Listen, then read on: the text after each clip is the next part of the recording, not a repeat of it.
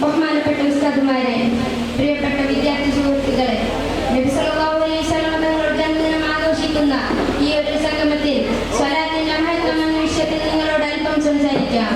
നബി സല്ലല്ലാഹു അലൈഹി വസല്ലമയുടെ മേലുള്ള സ്വലാത്ത് നമ്മുടെ മേൽ ആവശ്യമായതാണ്.